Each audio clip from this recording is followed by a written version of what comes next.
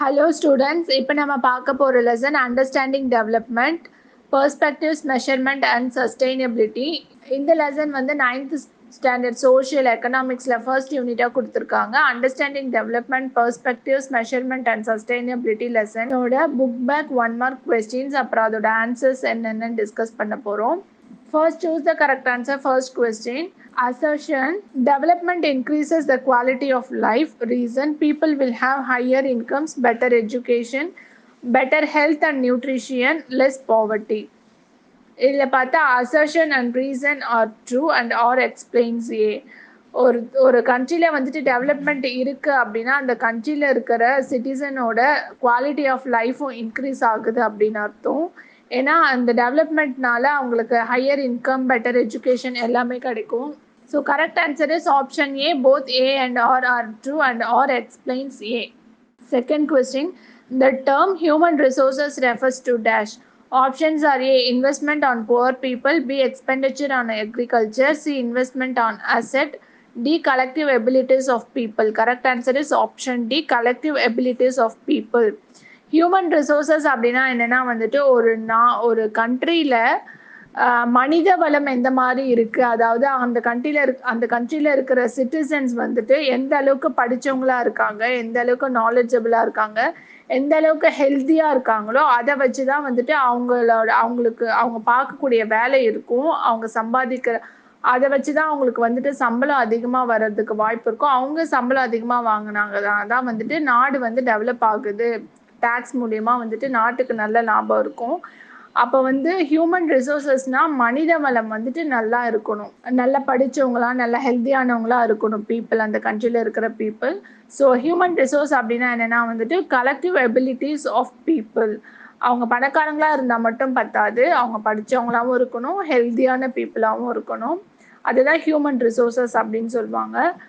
Third question. For comparing development between countries, their dash is considered to be one of the most important attributes. Options are A. Growth, B. Income, C. Expenditure, D. Savings. Correct answer is option B. Income. இப்போ ரெண்டு கண்ட்ரியை வந்துட்டு நம்ம development wise compare பண்ணுறோம் அப்படின்னா எதை வச்சு compare பண்ணுவோன்னா அந்த கண்ட்ரியோட இன்கம் வச்சு தான் எந்த கண்ட்ரி வந்து டெவலப்டு அப்படின்னு சொல்லிட்டு நம்ம கம்பேர் பண்ண முடியும். Fourth question. Dash is considered a true measure of national income. Options are A. GNP, B. GDP, C. NNP, D. NDP. Correct answer is option C. NNP.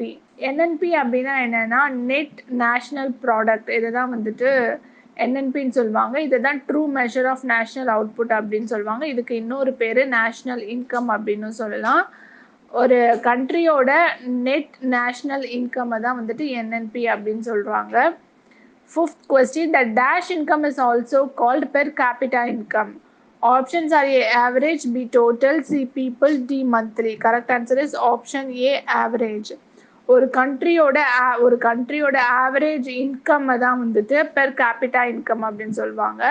Average income எப்படி calculate பண்ணுவாங்கன்னா ஒரு கண்ட்ரியோட total population divided by கண்ட்ரியோட total income. இதை நம்ம இந்த calculation பண்ணால் நமக்கு ஆவரேஜ் இன்கம் கிடைக்கும். அதுதான் பெர் கேபிட்டா இன்கம் அப்படின்னு சொல்லுவாங்க. Sixth question. Which one of the following country is not a G8 country? Options are A. Japan, B. Canada, C. Russia, D. India. Correct answer is option D. India. India வந்து G8 countryயோட member கிடையாது. Seventh question. Which one of the following country is not a member of SAARC? Options are A. India, B. Pakistan, C. China, D. Bhutan. Correct answer is option C. China. சார்க்கோட full form வந்துட்டு South Asian Association for Regional Cooperation. இதில் வந்துட்டு China member கிடையாது. 8th question. Assertion. The net national product is considered as a true measure of national output. Reason. It is also known as national income. Correct answer is option A. Both assertion and reason are true and or explains A. ஒரு கண்ட்ரியோட national income, net national income தான் வந்துட்டு ஒரு true measure of national output அப்படின்னு சொல்லுவாங்க. 9th question. Assertion.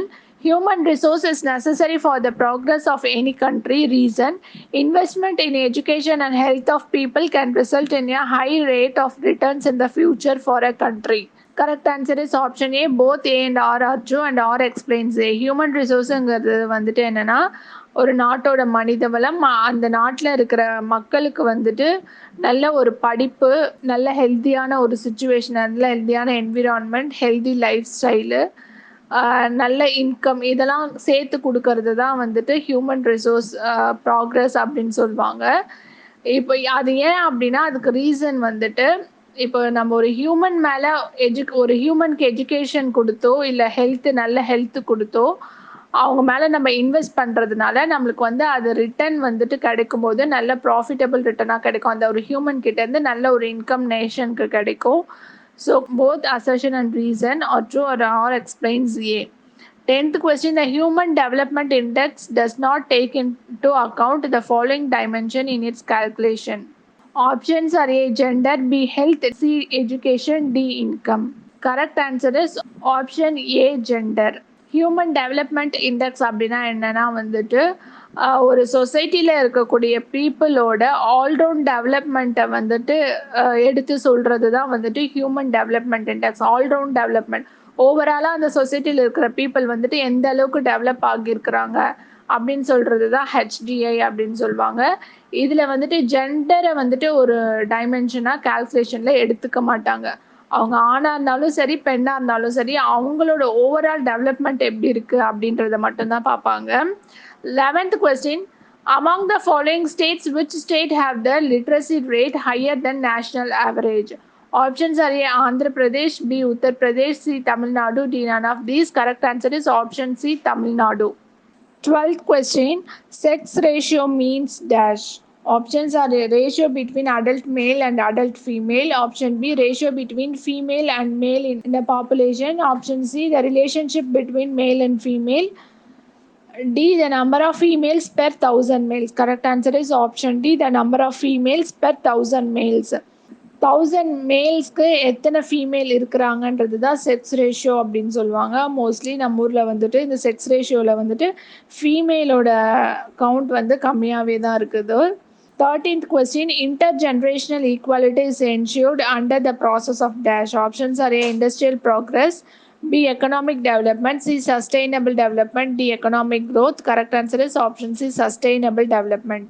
14th question, find the odd one. Options are A. Solar energy, B. Wind energy, C. Paper, D. Natural gas. Correct answer is option C. Paper. Paper தவிர மீது எல்லாமே வந்துட்டு நேச்சுரலாக கிடைக்கிற ஒன்று. Paper மட்டும்தான் வந்துட்டு நம்ம வந்து ஹியூமனால் மேனுஃபேக்சர் பண்ணுற ஒன்று. 15th question, dash is the state with highest installed solar capacity in India.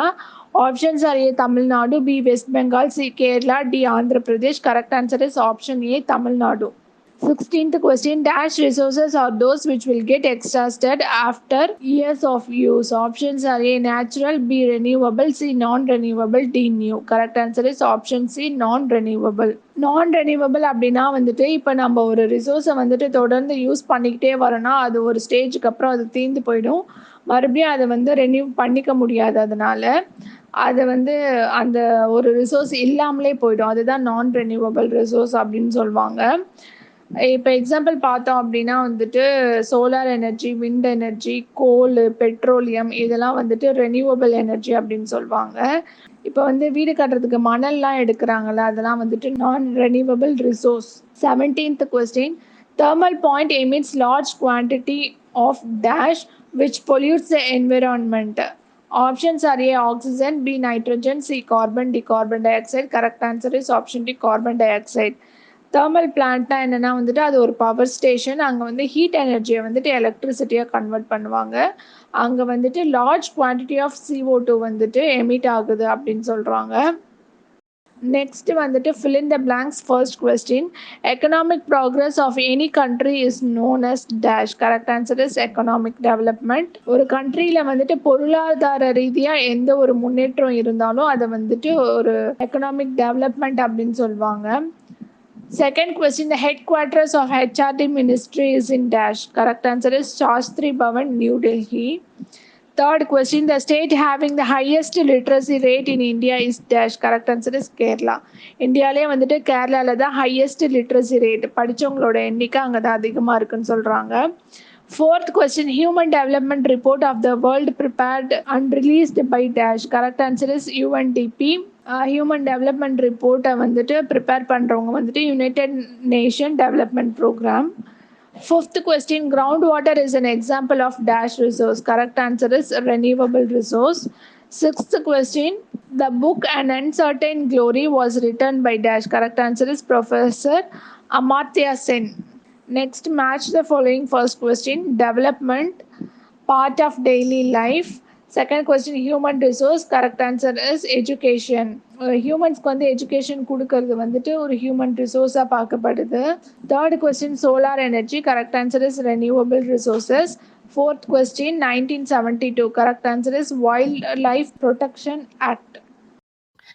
இந்த வீடியோ உங்களுக்கு பிடிச்சிருந்தா லைக் பண்ணுங்க, ஷேர் பண்ணுங்க, கமெண்ட் பண்ணுங்க, மறக்காம சப்ஸ்கிரைப் பண்ணுங்க.